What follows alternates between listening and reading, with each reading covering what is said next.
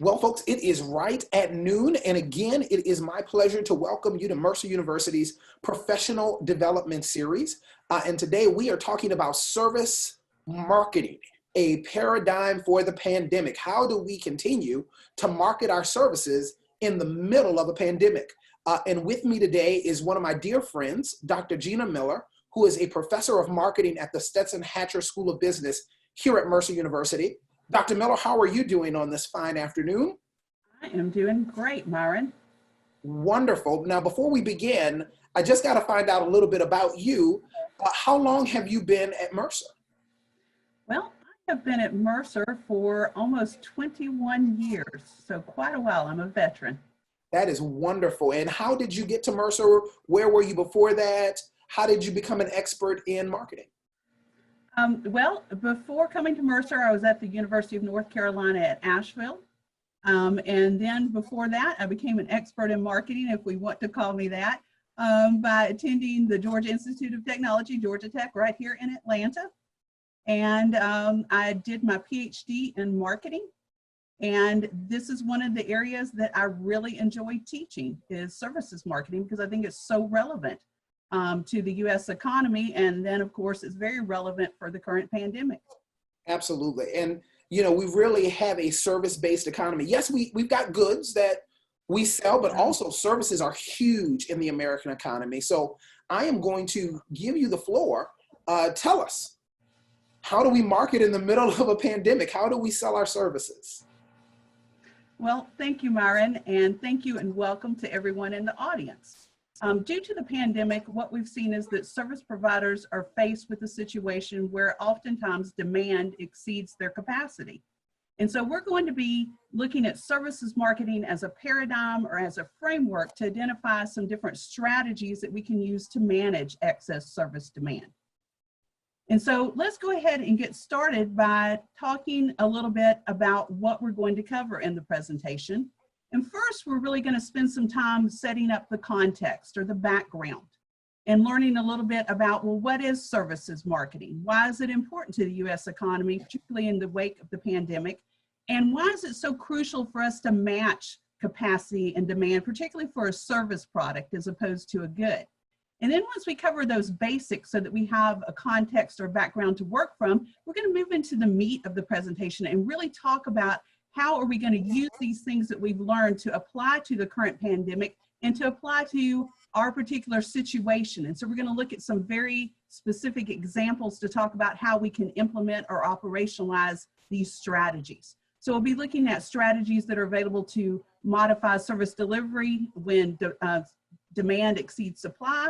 And then we'll look at what implications does that hold for the future of services marketing once the pandemic has come and gone. So let's start by talking about what is services marketing. And I think to do this, we have to talk about how does this fit into the larger framework of marketing. In marketing, we talk about products a lot. And we're going to see that that's one of the elements of the marketing mix in just a few minutes. But when we talk about products, a lot of times people tend to associate products strictly with goods. And they'll say, oh, well, you know, a product would be something like a bottle of Coca-Cola. Or a computer or a printer. And that's true, those are all products, but in addition to goods, we also have services. And services are also a product, but they're a little bit different than goods because they have some characteristics that distinguish them and make them separate from goods. And in particular, one of those is intangibility. And by that, what I mean is typically services aren't concrete. You don't usually experience the service itself through one of the five senses. You might experience the result that way. But for example, let's say that you have a line of credit, okay? The credit line is intangible. You can't touch it. You can't see it. You can't hear it. You can't feel it. But one of the things people like is they like tangible things. So a good service provider makes the line of credit tangible by issuing you a credit card, right? And you have that nifty credit card you carry around in your wallet, and it may be different colors to signify how much you have in your line of credit, like a platinum card versus a gold card. Another thing that distinguishes services from goods is perishability. And this means that services can't be inventoried like goods can, right? Because if you're trying to, let's say, make something like toilet paper, which seems to be very much in demand recently, You can inventory that, although apparently they've run out of the inventory, but if they'd known in advance, they could have stockpiled it and inventoried it. Whereas with a service, you can't inventory services. So for example, let's say I'm Delta Airlines and I'm going to fly a plane later on this evening from Atlanta to New York. If I'm only able to sell 25% of the seats or sell 25% of my capacity on the plane, then once I make that flight, that other 75% of capacity and revenue is lost forever. It can't be regained. I can't save it until I have an overbooked flight and then use it at that point. We also see that services are inseparable, meaning that you can't separate the service from the service provider, that they have to be typically present in the same location or they're produced and consumed at the same time, okay? So it could be something like Netflix, okay, which in order for you to consume it, it has to be produced and be streaming at the same time. Or it could be something like having a haircut, that you have to physically be present with the person who cuts your hair, unless of course you're Dolly Parton and wear a wig, then you can sort of send out your hair to be cut. It becomes a good at that point, doesn't it? Yeah, somebody asked her one time how long it took to do her hair, and she said, I don't know, I'm never there.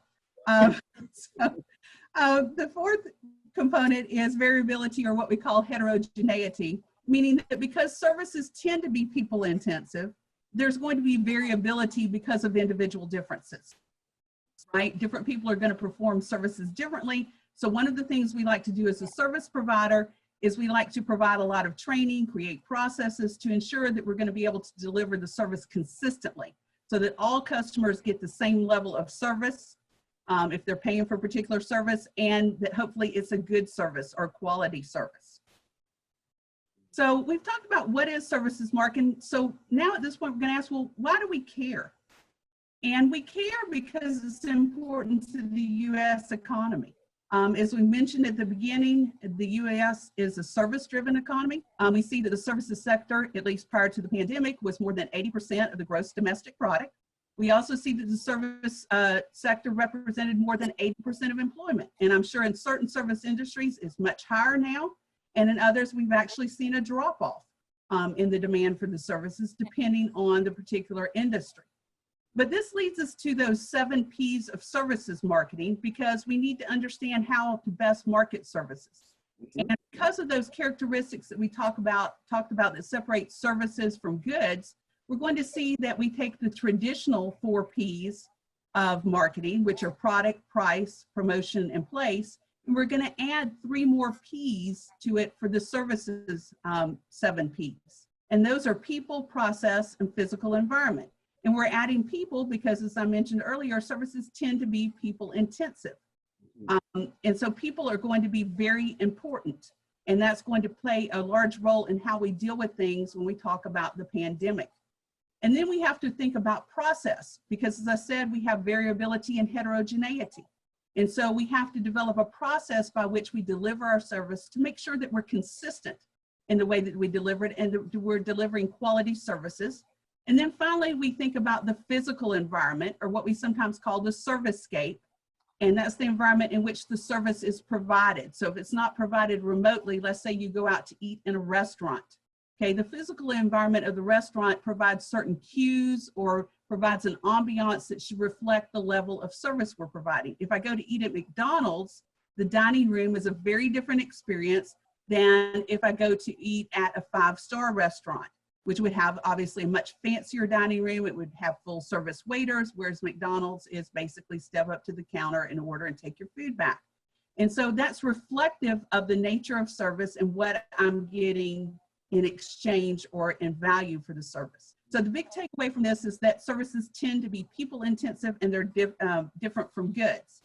And so I think at this point, this is where we want to take a pause and see if we might have any questions from the audience at this point. And so Myron, I'm going to turn it back over to you. So folks, we certainly want your questions and we love your questions. There is a question and answer button down at the bottom of your screen. If you have got a question, go ahead and type it there in the box so that we can ask those questions to Dr. Miller as she presents. There is one question already in the box. Someone was very excited when you mentioned the 7 P's of service marketing, and then you added an additional 4 P's. So the question is, do those additional P's apply to companies that provide both goods and services? That's a great question. And actually we see that they do, because in the cases of certain companies, like let's say McDonald's, because I mentioned that earlier, they provide both goods and services to customers. And some people might be tempted to argue that the service is a secondary product that McDonald's offered, and their primary product is hamburgers and French fries and Coca-Colas and milkshakes. But I would argue that's pretty much on par with the goods they offer is the service that they offer, because you're going there for fast food. You want to get a quick turnaround in your food.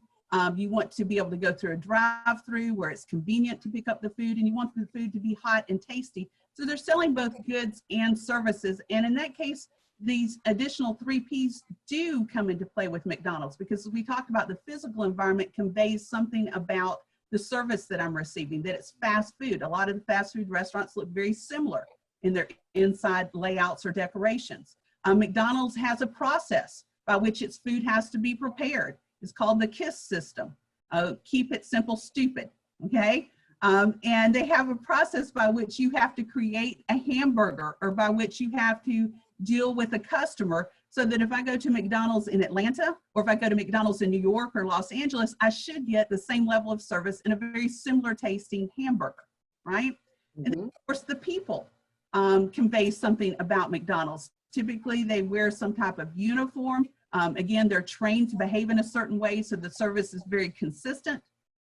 And we'll also see that this is important because they have to look a certain way, right? You don't want someone cooking your food who maybe doesn't look like they're clean, because that makes you question about whether your food is sanitary or not. So that is part of what has to be monitored or administered in the service experience component of a firm that sells both goods and services. Oh, that's good. That is very good. Somebody already wants to know, will you provide us a copy of this presentation? I'm already getting so much from it. This is wonderful. I am more than happy to provide it. And Myron, I don't know if you have an easy way set up to do that, but I would be delighted to do that. Wonderful. All right, well, I'm going to turn it back over to you, and let's get to the second part of this. We've got a few more questions, but we'll save those for the next interlude, if you would. Okay, great. All right, so we had been talking about why a services marketing was so important. We had talked about why services marketing was different from marketing of goods. And so that leads to the importance, particularly in services marketing, of being able to match demand with capacity. Because we said that while with goods, that's important, it's a little bit easier because we can inventory or we can stockpile goods, but this becomes very imperative that we do a good job of matching demand with the capacity in services because of perishability, right? So think about our example with Delta Airlines again. If Delta has learned over time that if it flies from Atlanta to New York at 5 p.m. on Monday nights, that it doesn't have a large amount of traffic, it's only able to sell 25% of the seats on the plane, then it probably is going to change when it flies, or change the number of flights that it offers from Atlanta to New York on a daily basis. And that's because of perishability. They try to match demand with capacity. You see, they also vary pricing, right? If you buy your tickets 2 weeks in advance, you tend to get a much better price than if you wait until an hour or 2 hours before the flight leaves, because that allows them to predict how many people want to fly, and then they can better match demand with capacity. They can add more flights, they can fly a larger plane, a smaller plane, whatever they need to do, so that they're not losing revenue, because you know, if they fly a plane only a quarter full, they obviously lose revenue because they're still having all of their fixed costs and all of their overhead. So this is very important, this matching demand with capacity, particularly when we come to something like a pandemic, because we've already said that services are very people intensive. And with the pandemic, we've seen stay-at-home orders. We've been told we need to social distance. Mm-hmm. And because of that, that obviously affects our ability to interact with people. And that really impacts the services industry because we have to interact with people to get a lot of services. We're also seeing that because people are trying to practice social distancing, that there's an excess demand for certain types of services. For example, groceries, right? The grocery stores tend to be packed. And grocery stores have tried to come up with ways to help this, limiting the number of customers that come into the store, putting arrows on the aisles. You know, you can only go one way in the aisle to try to avoid being too close to the other customers in the store. And they've tried to protect their employees by giving them masks, by putting up barriers at checkout to prevent the spread of disease. And so they've done things like that, but a lot of people, me included, I don't want to go into the grocery store because I'm taking care of my parents or part of a vulnerable population. And so they've come up with ways to meet that excess demand by maybe changing some options of how you can pick up and deliver your groceries, okay? We're going to talk more about that in a minute, but this really leads to this idea that we're trying to maintain customer satisfaction with our services and keep our customers happy with our services during the pandemic. And that leads us to this concept of zone of tolerance. And that's what we're seeing here at the bottom of the slide is an illustration of a zone of tolerance. And what we see is that customers in their mind have this idea of what their desired level of service is, right? What is my expectation when I go to the grocery store? What do I expect to happen? And then there's what we call adequate service, which is the bare minimum, the minimum level I'm going to be willing to accept before I start to complain or I start to look to switch providers, which obviously is not something we want as a service provider. And so what we see in a pandemic is ideally we'd like that zone of tolerance to become wider, to become larger, right? The customers are willing to accept more maybe error, they're willing to have more flexibility with the level of service that they're going to accept. And we've seen that somewhat in grocery delivery, where you place your order online and they offer you substitutes. We're finding that customers are more willing to accept substitutes where they haven't done so in the past. And so that's actually showing a widening or an increase in the zone of tolerance. But then on the other hand, service providers are faced with a real dilemma because in some cases we're seeing that this zone is shrinking. Because one of the things that happens is customers become stressed, like a lot of people have during the pandemic for obvious and understandable reasons. They will actually raise their level of adequate service or they become frustrated much more easily. And as a result of that, our zone of tolerance is going to shrink. And that makes it more challenging for service providers to keep their customers satisfied, okay? So if we have to keep our customers satisfied and we need to match demand with capacity, we need to start looking at how can we modify service delivery when demand exceeds capacity. And what we're going to see is that we basically have three options to do this. The first option is to shift demand, which we're going to talk about in just a minute. The second option we're going to see is to shift capacity. And then the third option will be to develop waiting line strategies. And the reason I mention them all three right now is because I want you to be aware that these things are not mutually exclusive from one another. So it means you can do more than one at a time, and ideally you should do more than one at a time. So just keep that in mind as we talk about this. So let's talk about the first option, which is shifting demand, okay? How can we shift demand when we have demand that's too high? So if we look over here in the left-hand column of the slide, we see that we can communicate when we're busy to customers and basically encourage them to come in on times when we're not having peak demand. Now that might not be realistic in a pandemic, but certainly one of the things we can do, and I have been seeing a lot of service providers do, is they modify the timing and the location of the service delivery. So we're seeing, for example, with grocery stores, Kroger, they are allowing people to have free curbside pickup of their groceries. And so you can go online, you can order your groceries, and then you reserve a day and a time, and then you show up and they bring your groceries out, put them in the car, and you drive off and leave because you've already paid for them online. So you don't have to have any interaction with people, and you've been able to maintain your social distancing, right? We're also seeing that that is true for places like Amazon.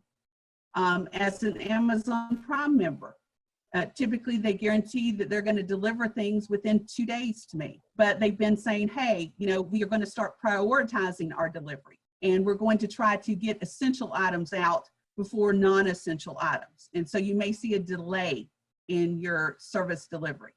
Amazon has also been doing this third thing here, offering incentives for non-peak usage. So as a Prime member, they say to me, hey, I'll give you $1.50 promotional credit, or $1 or $3, depending on the level of demand they're experiencing. The more demand they have, the more they incentivize me to delay my delivery. And they'll say, if you will allow us to deliver your items later rather than sooner, we'll give you this promotional credit that you can use on other digital items from Amazon.com. And I love that because I'm an avid reader on my Kindle, so I use it for my Kindle books, right?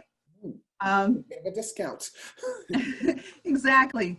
And I just think of it as they're paying back my Prime membership fee, right? Exactly.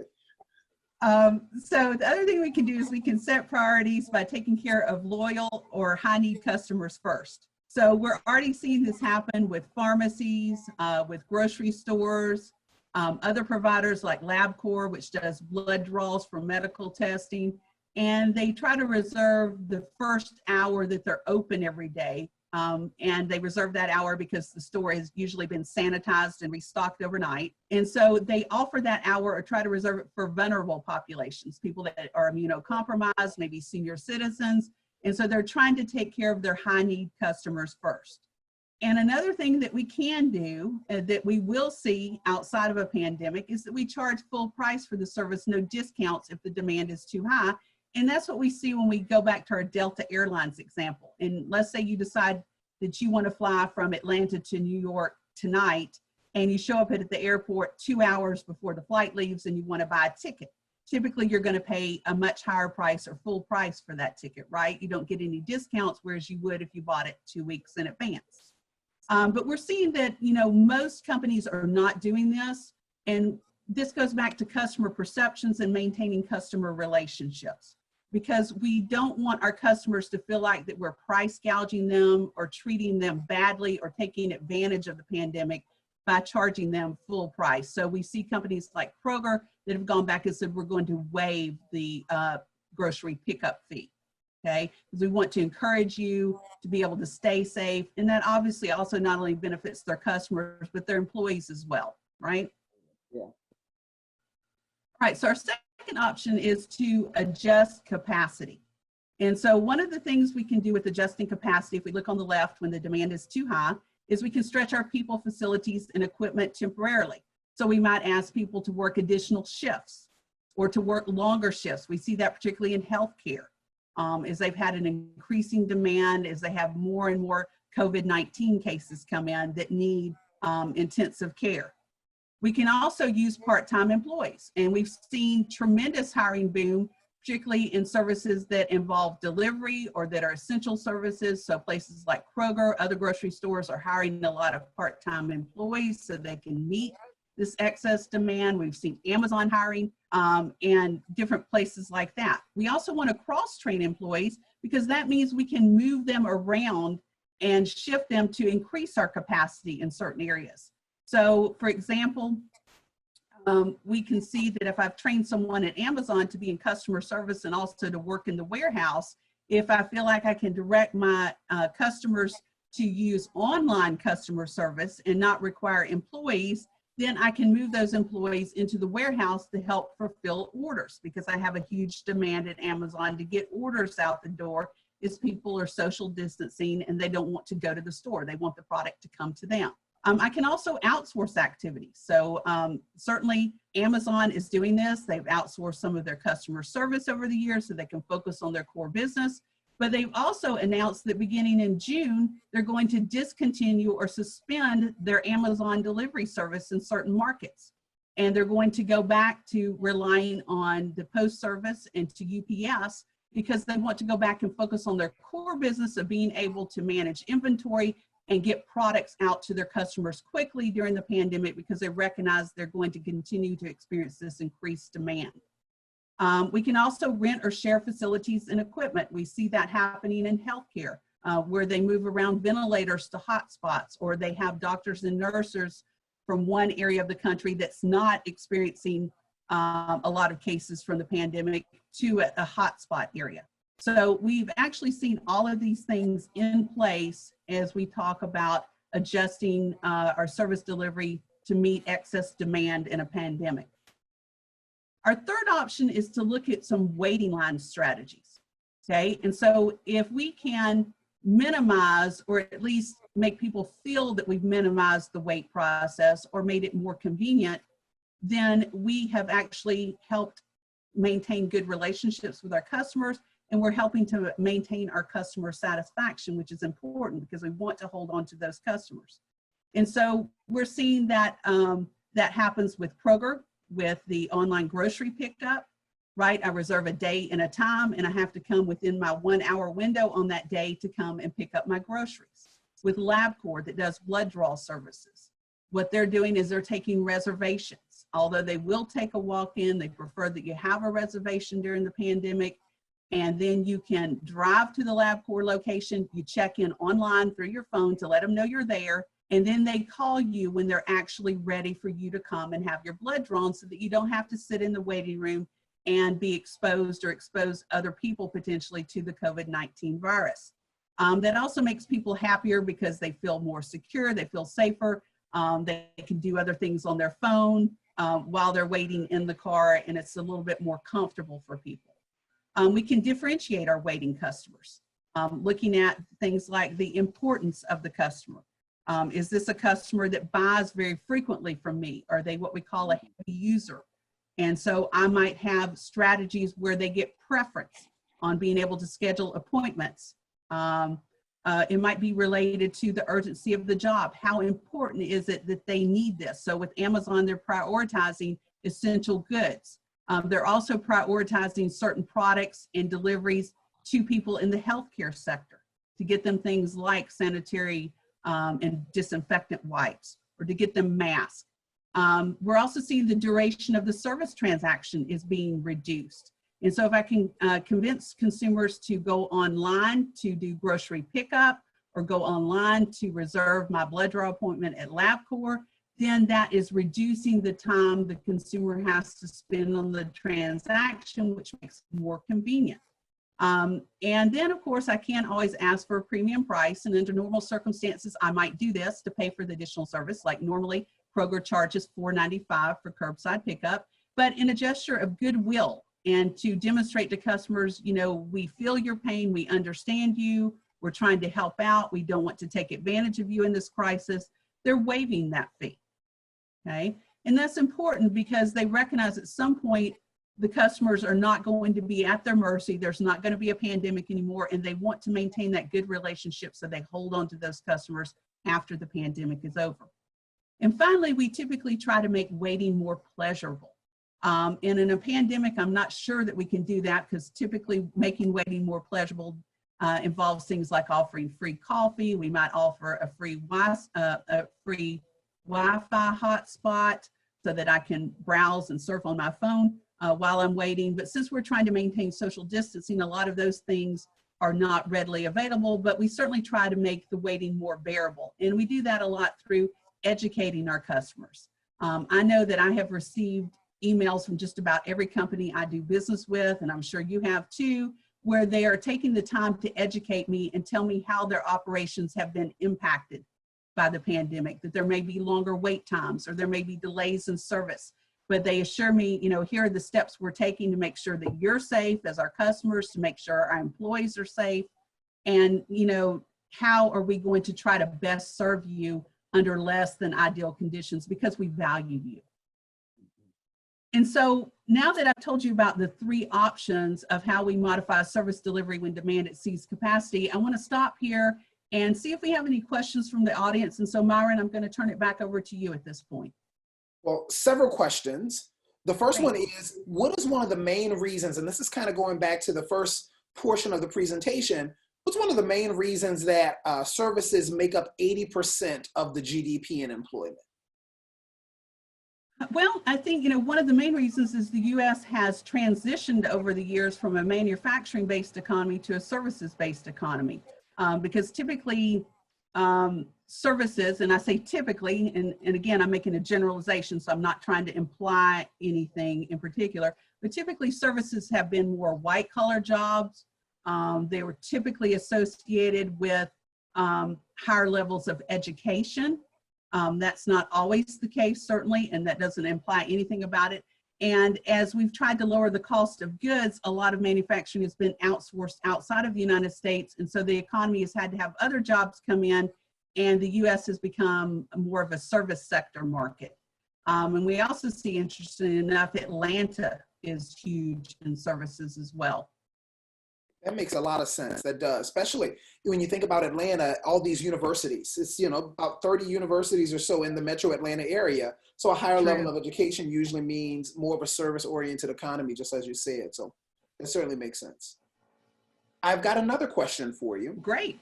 This person says their clients have put the majority of their services on hold because they're concerned about their future and cash flow. What should I do when I'm on the other side of the spectrum, when my demand is not high, but my demand is low because of the pandemic?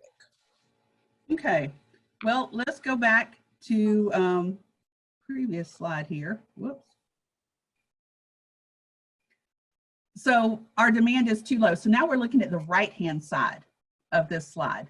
Obviously, we're not so concerned about educating customers about peak times and the benefits of non-peak use, because I don't know if this customer is maybe in a non-essential business where they've been asked to close or mandated to close, or it just may be that people are not comfortable, taking advantage of the service.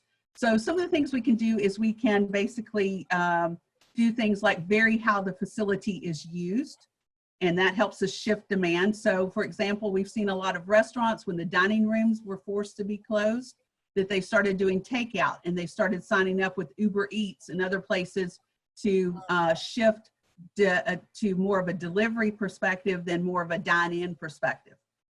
We've also seen that other companies will do things like have their servers now become delivery drivers and not necessarily outsource the delivery service.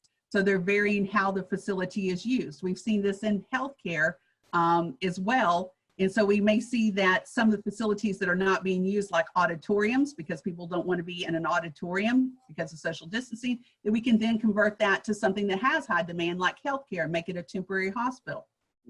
We can vary the service offering. One of the things that we see is that we may change up what we want to give to customers. And so that's what Lyft has been doing, is they have gone and said, well, normally, we're a rideshare service, right? We pick up people, we deliver them kind of like a taxi service, but people are not real keen on that with social distancing. So what they've done is they've created what they call essential deliveries, and they've partnered with organizations and healthcare facilities to get their drivers to be delivering goods to healthcare organizations. How do I get things like masks or disinfectant wipes? And they've made sure it's a no contact procedure. Or in some cases, they have partnered, I believe it's with Army of Angels, that has allowed them to deliver lunches to low-income school children who no longer have access to lunch plans because the schools are closed. And so that's a way they've been able to vary the service offering and keep their employees engaged. Certainly, we can differentiate on price, and we can lower price, provide discounts. I'm not sure that's the greatest long-term strategy in a pandemic, but we can also, give people incentives to maybe buy for the future, to say, hey, why don't you buy a gift card to use later on when we're able to resume service? So I think we have a number of options there. If we look at adjusting capacity, this might be a time where we could ask our employees to use any vacation time, so it doesn't incur an extra cost to them, but they're still getting full pay. We might perform maintenance or renovations while our employees are out of the office, so that we can make good use of that particular time. Love it. This is very good. I've seen several of these things put into use. A friend of mine is a photographer, and obviously that service has gone down. So he's doing portraits, he's calling it porch portraits, where he's taking pictures of folks at their homes out on their front porch. He'll give them one copy for free, and if they really like it, maybe they'll buy a little bit more. So that's one option that I've seen. So I like the idea of varying either what the building is used for or varying the service. There's one organization that I know of that makes vodka, but they can't sell vodka right now, so they're making hand sanitizer using that same recipe to help with the actual pandemic, but also at the same time to still utilize their facility and still sell something that's profitable for And them. I'm seeing hair salons do things like virtual haircuts so you don't get a corona cut, right? That is, yeah. They'll give you instructions on how it's done, huh? Right, right. I love that. I love that. This is good. All right, well, I'm going to toss it right back to you to bring us home. Okay. All right. Well, so now we're going to look at, well, what are the implications for services marketing in the future? What do we expect to see happen during the pandemic and after the pandemic is over? Well, one of the things that we're going to see is that we're going to see some readjusting or resetting of customer expectations. So this kind of goes back to that zone of tolerance that we talked about, where customers have a desired level of service and they have what we call an adequate level of service. And we recognize that during the pandemic, we try to educate our customers so that in some sense we can maybe lower that adequate level of service that's expected and create a wider zone of tolerance. But we recognize that over time, as the pandemic starts to recede and go away, customers are going to ramp back up that level of adequate service expectation. It's going to narrow that zone of tolerance. So we need to be spending time educating our customers during the pandemic by telling them what types of things have changed about our operations, that they may see increased wait times or delays, but then also talking to them about what is going to happen, that they need to be reassured that things are going to go back to normal or even be better than they were prior to the pandemic due to new innovations in service. We also want to see that we're going to have some repositioning and repurposing. We're going to see new services offered. So it may be that certain restaurants see that delivery worked really well from them, and maybe they want to continue to participate in something like Uber Eats, or maybe they want to have what we call ghost restaurants, where the restaurant is never open to having the public come in, is simply a kitchen that prepares meals for delivery to go out. We've already seen that in the grocery store sector. I'm going to use Kroger again. Certain stores in Cincinnati, they've actually shut the grocery stores to the public, and they're using those as staging grounds to be able to fulfill delivery and pickup orders only. And they don't allow customers into the store, and that allows them to be more efficient and more effective.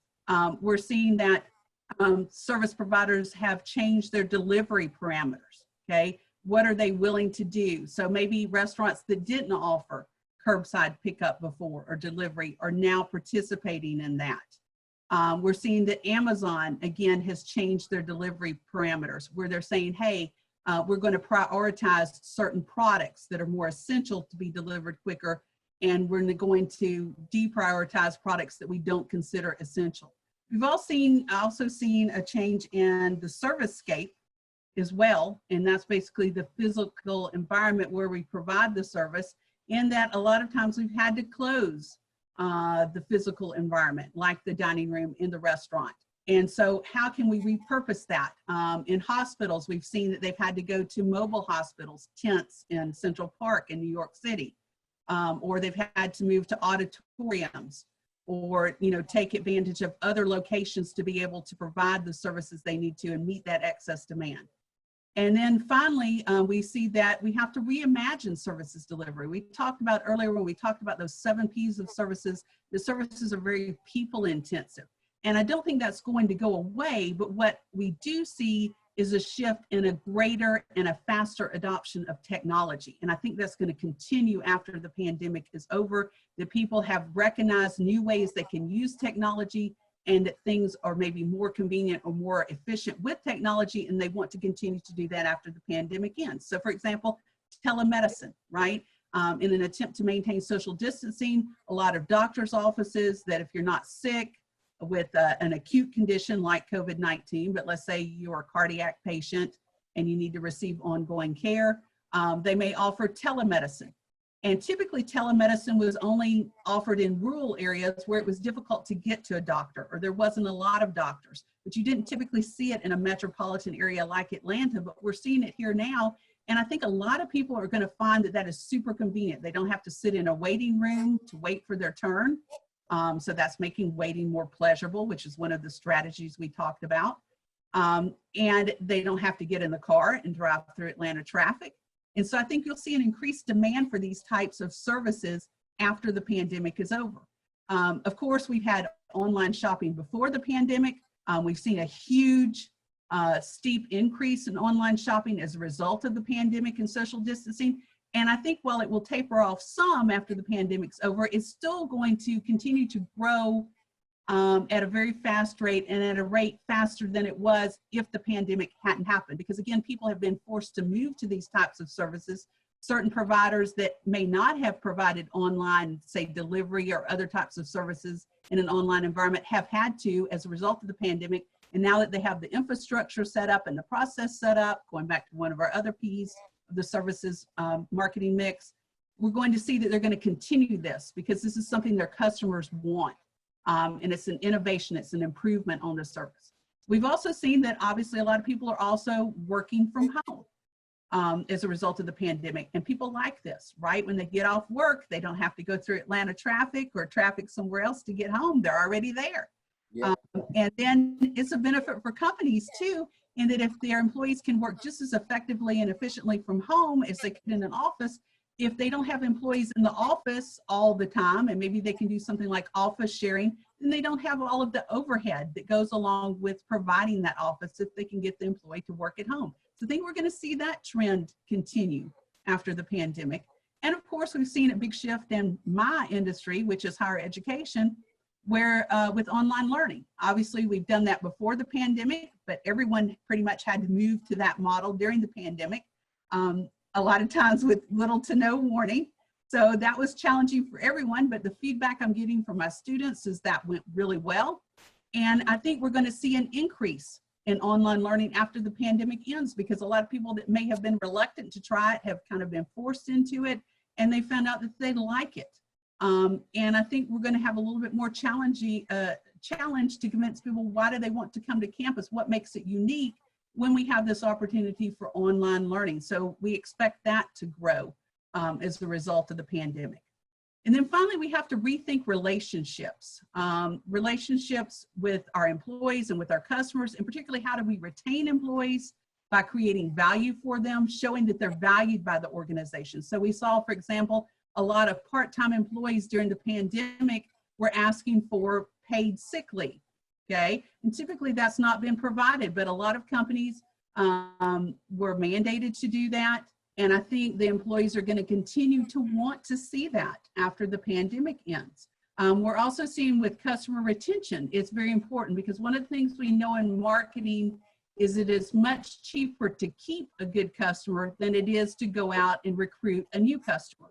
And so we've got to hold on to those customers, and it's going to be about how we treat them during the pandemic. Were we transparent? Did we tell them what was happening with our operations? Did we create a level of trust? Did we share with them what we were doing to protect them? And also share with them how we're protecting our employees, because people are evaluating companies on how they treat their employees. Is this a company I want to do business with? And if they treat their employees badly, like a beauty supply company that I saw recently, then they say, maybe I don't want to do business with that company anymore. And so if I can maintain these strong, good customer relationships, then I have customers that are not only there after the pandemic, but potentially more loyal customers that are going to be less likely to switch from me to a different service provider after the pandemic is over. Oh, that is so good. I love the idea of reimagining, right? It's because we're in a different place, in a different world, and we can't be fooled to think that we're going back to normal. So that's true. We're definitely seeing a shift in the paradigm to the new normal. Yeah, absolutely.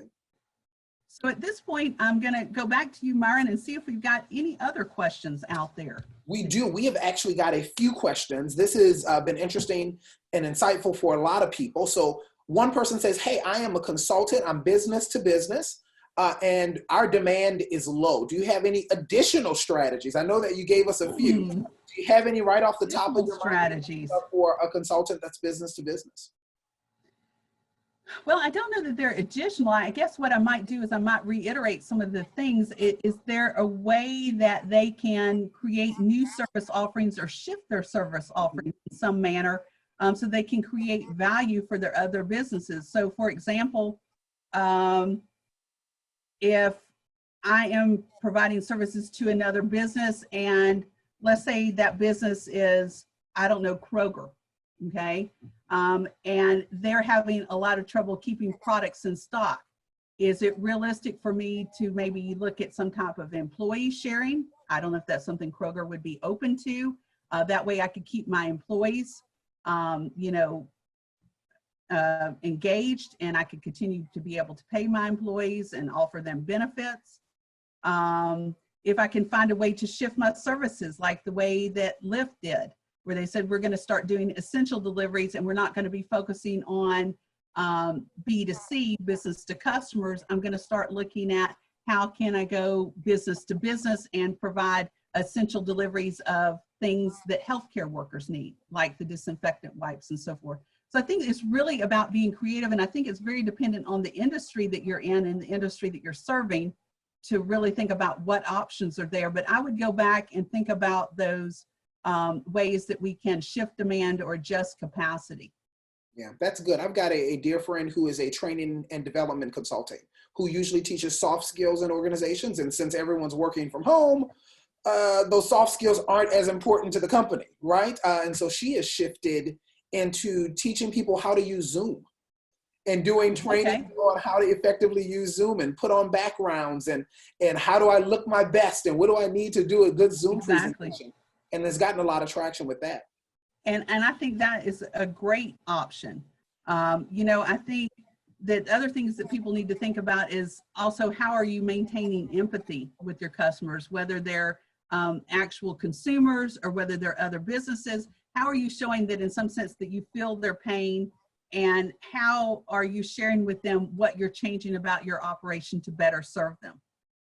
So it goes back to education. It goes back to assuring them that you're maintaining your same values, that if you were known for giving great customer service, that you're going to continue to do that even in the pandemic. I've seen instances where automobile repair shops that were known for great customer service have said to customers, hey, I'm going to come to your house if you need a repair, and I'll pick up your car, drive it to the shop, repair it, and drive it back. That way we don't have to even come in contact with each other. Wow. And that is really taking services to the next level. And obviously that's something the consumer not only values now, but it's going to grow that relationship and create loyalty. Or you can even revolutionize your business. For example, Fuddruckers, when they realized there was a bread shortage in the grocery stores, they said, we bake our own bread for our hamburgers, so we're just going to bake additional loaves and we're going to sell those so people can have bread. Because we all know in a crisis, we can't survive without bread or milk. It's snowing in Atlanta. Absolutely. These are so good. I've got a few more questions for you. Sure. So this person says, my dad is a barbershop business owner. What are some effective strategies he can use to keep his employee relationships strong? Well, I think, again, it's going back to creating value in creating trust and showing that you care about your employees. It might be engaging them in some new service offerings. We talked about the fact that a lot of barbershops are doing virtual haircuts, right? Where you get the client to come on and for a fee, you walk them through how to do a haircut. I think he could involve his employees in that process. Just like he has when the shop is open, everybody has clients that come in, right? Certain people are certain employees' clients and other clients are a different employee's client. And you could do those types of services. So I also think there is a need to maybe do some education there to maintain relationships with your customers that would also engage his employees. So maybe talk about how can you style your hair when it's in that awkward transition phase. Let's say you don't feel comfortable having a virtual haircut. And so what you want to do is you want some tips on how can I make my existing hair work until I get to the point that I can come in for a professional to cut my hair. I can also encourage people to buy gift certificates, and he could involve his employees in that. Say, hey, I really value you as a customer. I'd love to have you come back in. I know you can't come in right now, but maybe I'm willing to offer you a discount if you'll buy a gift card to come in and use our services after the pandemic has ended. And then that way I'm guaranteeing customers, I'm bringing in some revenue, maybe not quite as much revenue, but I am able to keep employees employed, and I'm also able to maintain my customer relationships. That is so good. Last question, and then we will wrap it up from here. So how do companies manage people's erratic purchasing behaviors during pandemics? And they're asking for examples from large companies to even small companies. Hmm. Well, let's see, erratic behavior. Let's talk about maybe things like grocery stores, because certainly we've seen everyone swarm onto the grocery store, right? I think more people are concerned about going to the grocery store, finding things in grocery stores. So it's a goods issue about having inventory. Grocery stores have obviously reduced the hours that they're open so that they can sanitize, so that they can restock. And they're doing that, and that is basically in an attempt to kind of help control customer behavior, but they're also promoting other options, these alternative services or alternative service deliveries, like encouraging people to use grocery delivery so they don't have to come into the store, right? Making them more willing to accept substitutes or doing curbside pickup of groceries. So I think that's certainly a way a larger company can manage erratic behavior, because really it's going back to those things we discussed earlier, where we're trying to either manage excess demand or low demand. So it goes back to those slides where we talked about how do we get people to shift demand, or how do we shift capacity to meet demand. We can certainly take our employees and redeploy them in other avenues. So for example, going back to the restaurant example, if you're a smaller organization, maybe a single restaurant and not a restaurant chain, you might say, I want to keep my employees employed. I don't want to have to lay them off or send them for unemployment. So maybe I'm going to run my kitchen as a ghost kitchen, and I'm going to do delivery. And so instead of my employees being servers in the restaurant, I'm going to have them make deliveries, and they're going to take the food to people. And maybe I don't charge for that delivery service, because I'm going to now pay the employees to do delivery as opposed to wait tables or be wait staff. Wow, that's good. That is wonderful. So, Dr. Miller, thank you so much. This has helped a whole lot of people, as you can tell by all the questions and all the comments. Thank you, thank you. Great information that we have received today. So thank you for taking time out of your busy schedule to share this with us. And folks, thank you for joining us here with Mercer University's Professional Development Series. We plan on doing this every Wednesday until this quarantine situation ends. Please join us again next Wednesday. Stay tuned to your emails and to the Mercer University website, where we'll find announcements for our next presentation with our next splendid presenter. But I know you will join me in thanking Dr. Gina Miller once again for sharing her wonderful information. She is certainly an expert indeed. We have certainly enjoyed this. I have learned so much, and I know everyone has learned so much. So thank you again. And folks, thank you for attending. Have a wonderful afternoon.